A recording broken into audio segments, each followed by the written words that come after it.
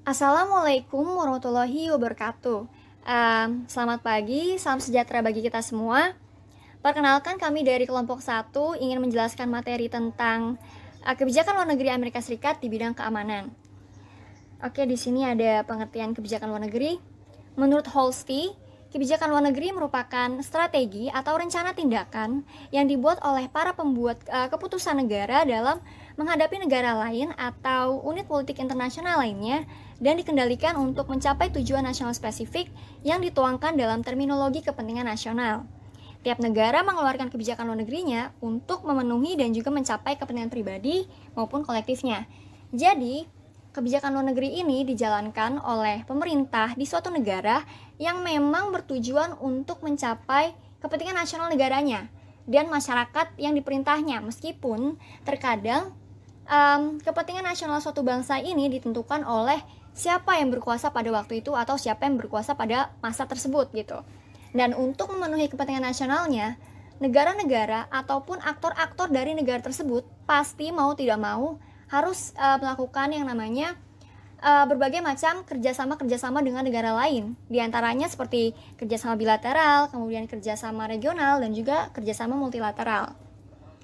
Kemudian Holsti juga mengatakan, tindakan kebijakan luar negeri dapat dibedakan menjadi beberapa bagian menurut sarana yang digunakan, yaitu propaganda, diplomasi, ekonomi, dan juga militer. Oke.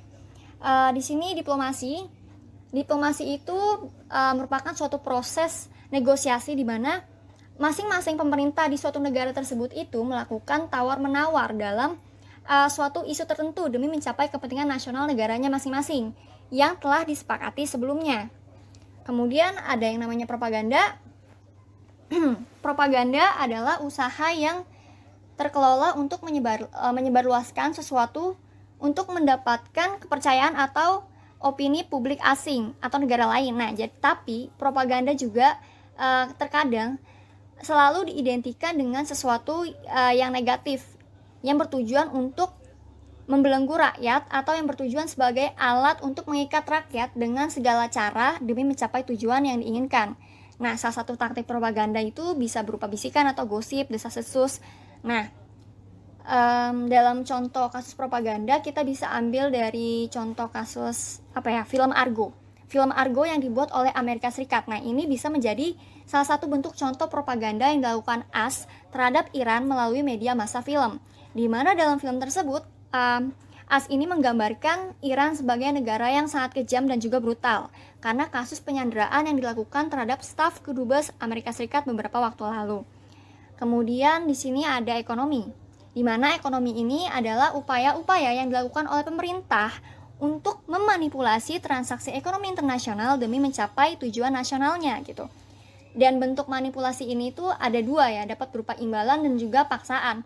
Nah, imbalan ini bisa berupa seperti bantuan ekonomi luar negeri, kemudian bisa juga berupa investasi, sedangkan paksaan ini bisa berupa kalau paksaan ini biasanya sih transaksi ekonomi internasionalnya ini digunakan untuk memaksa pemerintah asing mengubah kebijakannya gitu, baik itu domestik maupun luar negerinya agar sesuai dengan yang diinginkan oleh pemerintah yang melancarkan ancaman tersebut. Nah, bisa berupa seperti tarif, penurunan tarif, atau pengendalian perdagangan. Kemudian militer. Dari segi militer ini merupakan suatu upaya yang dilakukan pemerintah di suatu negara untuk mempengaruhi perilaku dan juga kebijakan negara lain dengan menggunakan ancaman atau dukungan militer seperti yang tadi saya bilang, ancaman militer yang dilakukan oleh Amerika Serikat terhadap Iran atau ancaman militer yang dilakukan Amerika Serikat terhadap Rusia. Karena menurut Amerika Serikat, Rusia ini adalah menjadi salah satu negara yang mengancam AS karena Rusia juga ini mengembangkan nuklir atau rudal tersebut, seperti itu. Kemudian selanjutnya ada tujuan dari kebijakan luar negeri itu sendiri, yaitu ada 3, jangka pendek, jangka menengah, dan juga jangka panjang. Nah, jangka pendek ini kita ambil contoh isu di bidang keamanan seperti merundingkan gencatan senjata, kemudian memisahkan pihak-pihak yang bertikai atau pihak-pihak yang memiliki konflik, yang sedang berkonflik, seperti itu. Kemudian di jangka menengah, contoh isu di bidang keamanannya yaitu mengelola konflik yang belum terselesaikan dan juga mencegah kekerasan agar tidak mencegah eskalasi kekerasan agar tidak terjadi kembali atau agar tidak timbul kembali gitu. Jangka panjangnya biasanya di bidang keamanan lebih mengacu pada perdamaian dan juga penyelesaian konflik serta rekonsiliasi. Seperti itu.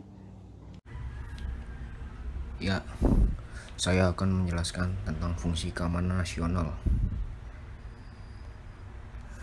Keamanan nasional atau national security pada hakikatnya adalah himpunan berbagai kegiatan untuk menjamin dan meningkatkan kondisi kualitas kehidupan sosial kemasyarakatan sebuah negara. Keamanan nasional adalah sebuah keadaan yang menggambarkan kondisi keamanan sebuah masyarakat, bangsa, dan negara. Kondisi ini berubah secara dinamik bergantung kepada keberhasilan para penyelenggara pemerintahan negara dalam mengendalikan berbagai ancaman yang mempengaruhi kondisi keamanan nasional, yaitu ancaman.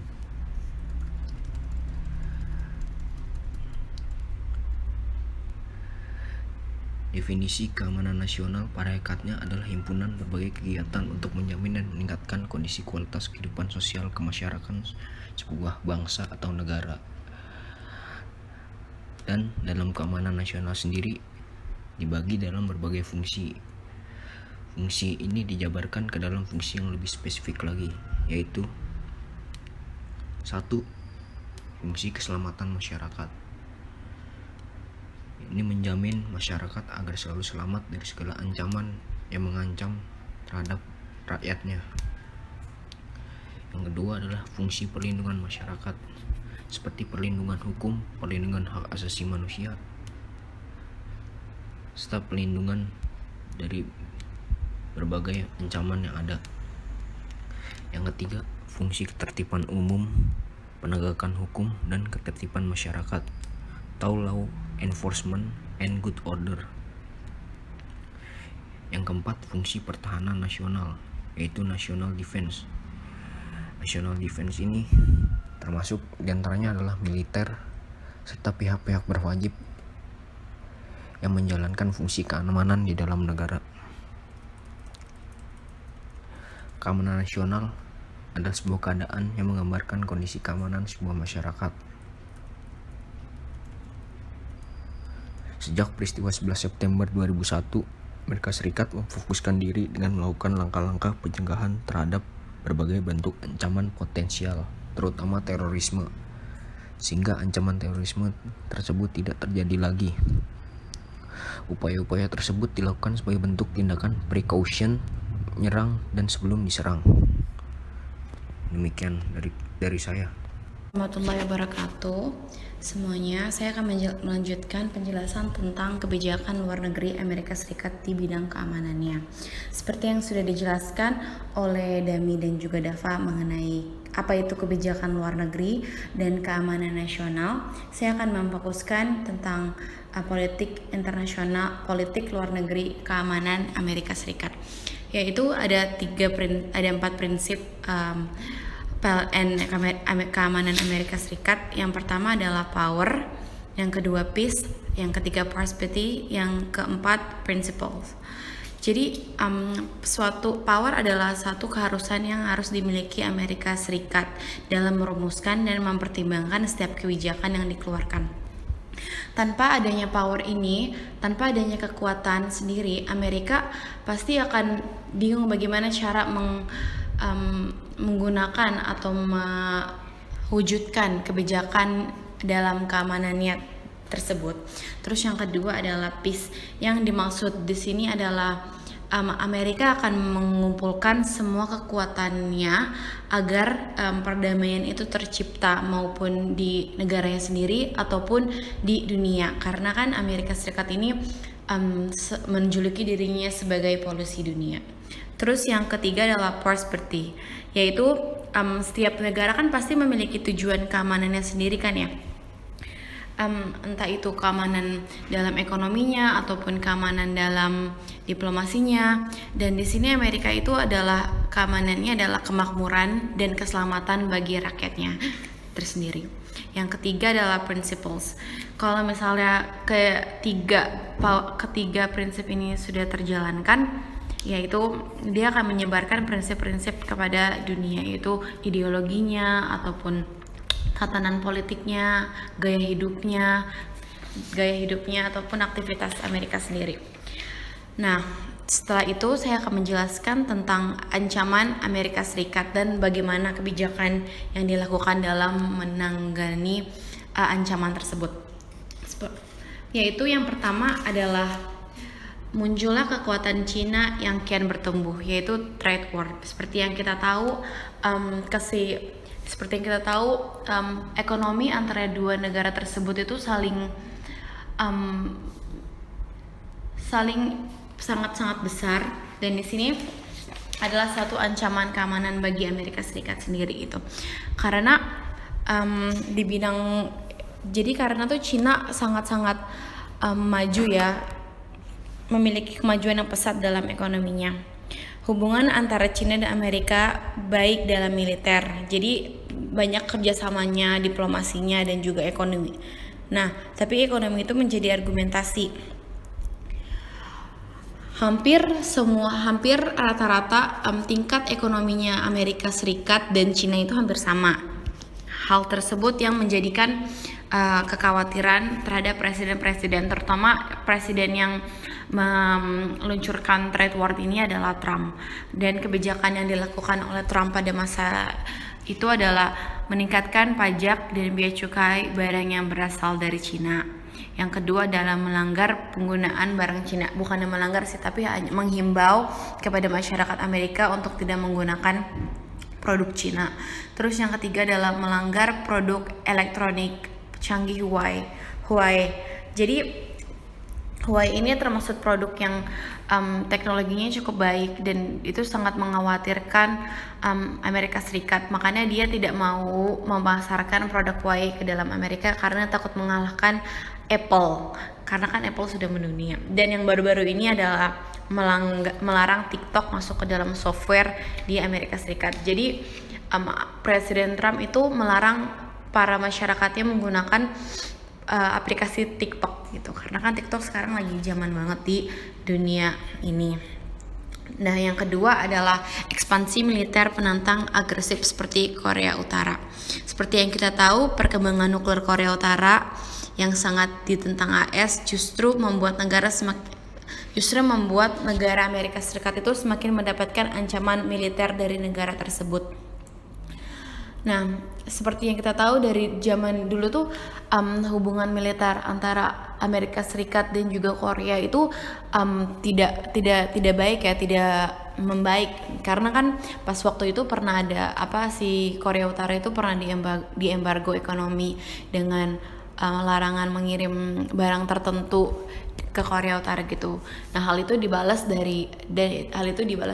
oleh Korea Utara dengan dia mengeluarkan diri dari NPT, non proliferasi senjata nuklir pada 2003. Nah, di saat itu makin mengunjak perkembangan nuklir Korea Utara tersebut. Nah, kebijakan yang dilakukan adalah Amerika menghimbau dengan agresif agar Korea Utara menghentikan aksi perkembangan nuklirnya, ataupun menghimbau untuk mematuhi komitmen dan kewajiban internasional. Terus mengembargo ekspor dari Korea Utara. Six Party Talk. Ini adalah kebijakan yang dilakukan oleh beberapa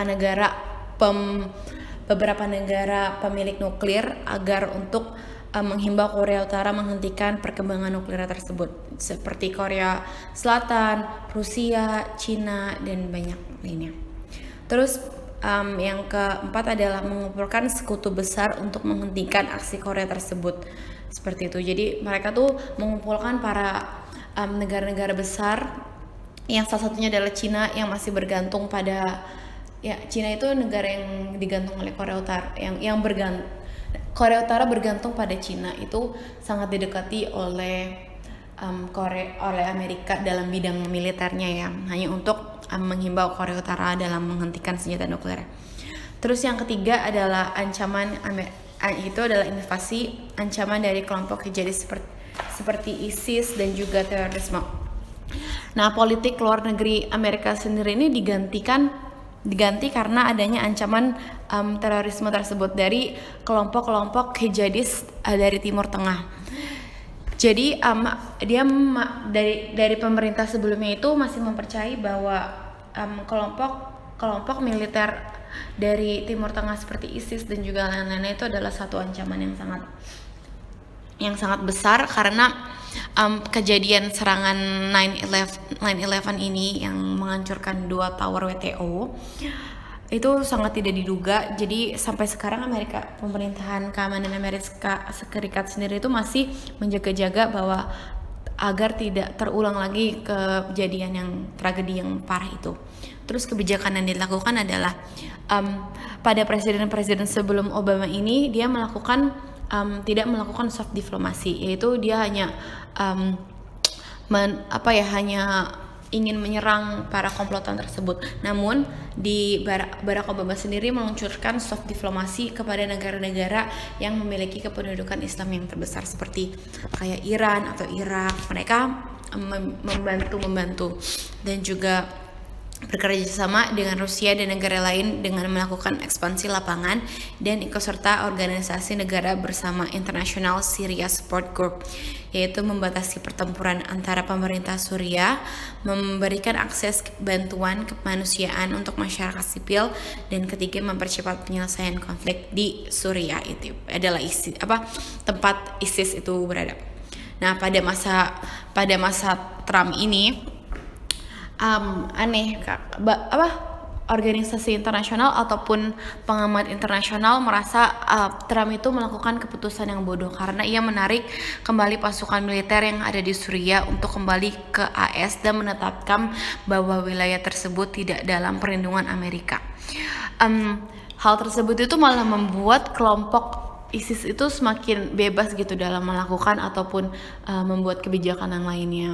Dan Presiden Trump ini menetapkan bahwa dia menyadari bahwa Amerika tidak akan menjadi polisi dunia selamanya, karena kan dia memfokuskan pada nasionalis terus gitu. Dan pada presiden saat ini kita belum tahu apa kebijakan politik keamanan yang akan dilakukan, dan semoga bisa membawa internasional ini sebagai baik itu, karena kan yang kita tahu bahwa kebijakan politik luar negeri Amerika Serikat ini akan berdampak langsung khususnya pada Indonesia ataupun pada negara-negara berkembang lainnya. Terima kasih. Saya akan melanjutkan kepada Tessa. Di slide ini saya akan mencoba menjabarkan beberapa kebijakan luar negeri Amerika Serikat pada masa pemerintahan Presiden Donald Trump, di mana kebijakan-kebijakan ini bisa dikatakan cukup kontroversial di sepanjang pemerintahan Presiden Trump. Yang pertama, kebijakan imigrasi yang membatasi jumlah imigran Muslim masuk ke Amerika Serikat. Nah, menurut Trump, hal ini adalah sesuatu yang harus dilakukan untuk mencegah meningkatnya tindakan terorisme di AS atau Amerika Serikat. Seperti yang kita tahu bahwa kejadian 11 September itu sangat membekas dan seluruh dunia secara khusus Amerika sangat amat fokus supaya hal itu tidak akan terulang kembali. Nah, Trump beranggapan bahwa setiap tindakan terorisme yang pernah terjadi, yaitu pada saat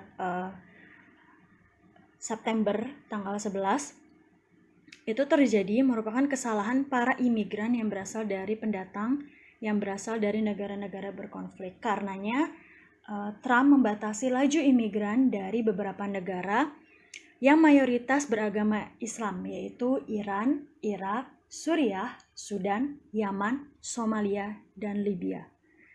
Nah, kebijakan yang kedua, Trump itu selama pemerintahannya menghindari kerjasama multilateral. Saya akan coba untuk menjabarkannya. Yang pertama, Trump itu beranggapan bahwa perubahan iklim atau pemanasan global yang adalah isu internasional yang bisa dikatakan seluruh dunia, beberapa negara-negara berjuang untuk melawan atau mengatasi isu ini. Nah, menurut Trump hal itu tidak penting, bukan prioritas utama. Karenanya pada saat pemerintahan Trump, Amerika Serikat menarik diri dari perjanjian Paris pada tanggal Juni 2017. Jadi pada saat Juni 2017, Amerika Serikat pada saat di bawah pemerintahan Donald Trump menarik diri dari Perjanjian Paris. Baginya, hal itu menghambat perkembangan ekonomi Amerika Serikat. Jadi menurut Trump, perubahan iklim, pemanasan global, isu-isu tersebut, kerjasama tersebut, hal itu menghambat perkembangan ekonomi Amerika Serikat. Nah, menurut Trump, Perjanjian Paris itu masih bisa dinegosiasi. Namun hal itu ditentang oleh Angela Merkel sebagai kanselir Jerman, dan beliau mengatakan bahwa Perjanjian Paris itu sudah bersifat final dan tidak bisa dinegosiasikan lagi. Hal itu juga didukung oleh Presiden Prancis. Nah, selanjutnya poin kedua yaitu tentang keluar dari atau menghindari kerjasama multilateral. Amerika Serikat di bawah kepemimpinan Donald Trump menarik diri dari TPP atau Trans-Pasifik. Jadi Amerika Serikat menarik diri keluar dari kemitraan Trans-Pasifik karena menurut Trump perjanjian dagang ini tidak memberikan keuntungan yang besar bagi Amerika Serikat. Kemitraan Trans-Pasifik hanya merugikan perusahaan-perusahaan asal Amerika. Padahal seperti yang kita tahu, TPP atau Kemitraan Trans-Pasifik sebenarnya merupakan wadah kerjasama antar negara dengan kapasitas ekonomi dunia sebesar 40%. TPP juga dibentuk dengan maksud untuk memperkuat hubungan ekonomi dan memicu pertumbuhan ekonomi dengan upaya seperti pengurangan hambatan tarif. Namun, sekali lagi bahwa Presiden Trump tidak menyetujuinya, karenanya di bawah pemerintahan Trump, Amerika Serikat mengundurkan diri dari Kemitraan Trans-Pasifik. Nah, poin selanjutnya yaitu dukungan atau keberpihakan Amerika Serikat di bawah pemerintahan Presiden Trump kepada Israel secara terang-terangan. Nah, seperti yang kita tahu bahwa Amerika Serikat memang bisa dikatakan berpihak kepada Israel. Namun, di bawah pemerintahan Presiden Trump, hal itu semakin jelas terlihat atau bisa dikatakan Presiden Trump terang-terangan membela atau berpihak kepada Israel. Salah satu contohnya adalah, atau beberapa contohnya adalah Amerika Serikat keluar atau menarik diri dari UNESCO, yaitu organisasi pendidikan, karena sikap UNESCO dianggap bias terhadap negara-negara Arab atau negara-negara pro-Arab. Jadi, menurut Trump yang disampaikan oleh Kementerian Luar Negeri Amerika Serikat, UNESCO adalah organisasi anti-Israel. Nah, karena hal itu, Amerika Serikat di bawah pemerintahan Presiden Trump mengundurkan diri atau menarik diri dari UNESCO. Nah, selanjutnya ada tindakan yang dilakukan Amerika Serikat di bawah kepemimpinan Presiden Trump yang sangat amat terlihat bahwa Amerika Serikat tuh pro banget ke Israel, yaitu pemindahan kedutaan besar Amerika Serikat dari Tel Aviv ke Yerusalem. Nah, hal ini cukup membuat geger dunia internasional. Kenapa? Karena hal ini melangkahi resolusi PBB, yaitu yang berisi meyakini bahwa isu masalah Yerusalem hanya bisa diselesaikan dengan keterlibatan langsung antara dua pihak, yaitu Palestina dan Israel. Nah, karena hal yang dilakukan Amerika tersebut, yaitu pemindahan kedutaan besar Amerika Serikat ke Yerusalem, hal itu dikecam oleh pemimpin dunia karena mencedera setiap upaya perdamaian antara Palestina dan Israel. Jadi menurut pemimpin dunia, hal yang dilakukan Amerika Serikat yaitu memindahkan kedutaan besar AS itu mencedera atau tidak menganggap bahwa apa yang sudah dikerjakan upaya perdamaian antara Palestina dan Israel itu bisa dikatakan tidak berarti bagi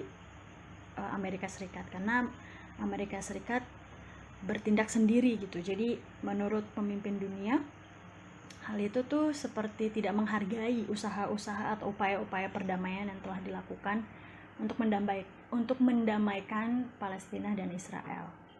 Nah, kalau bisa disimpulkan, mengutip apa kata Margaret Macmillan,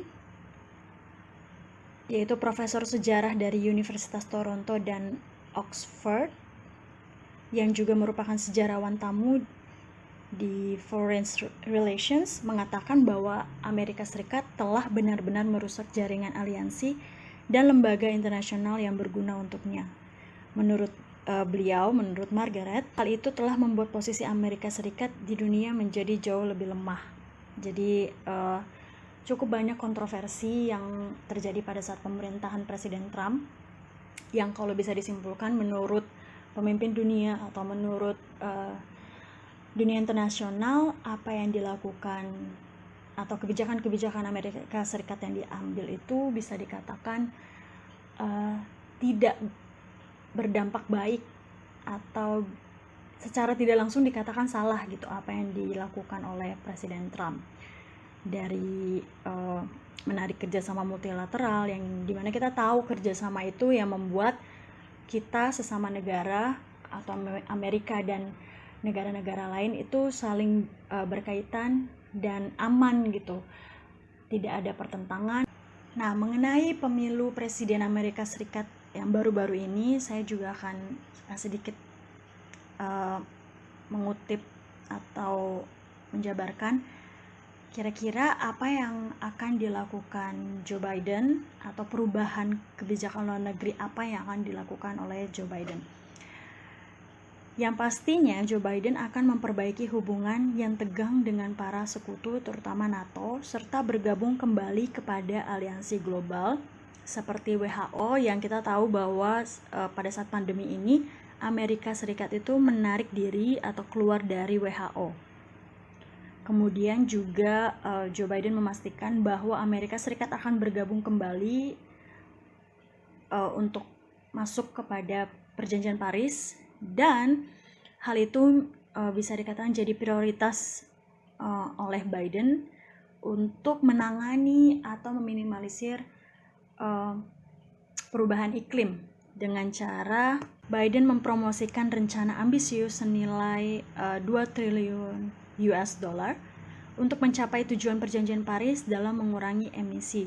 Jadi nantinya di bawah pemerintahan Joe Biden, Amerika Serikat akan bergabung kembali dalam Perjanjian Paris dan akan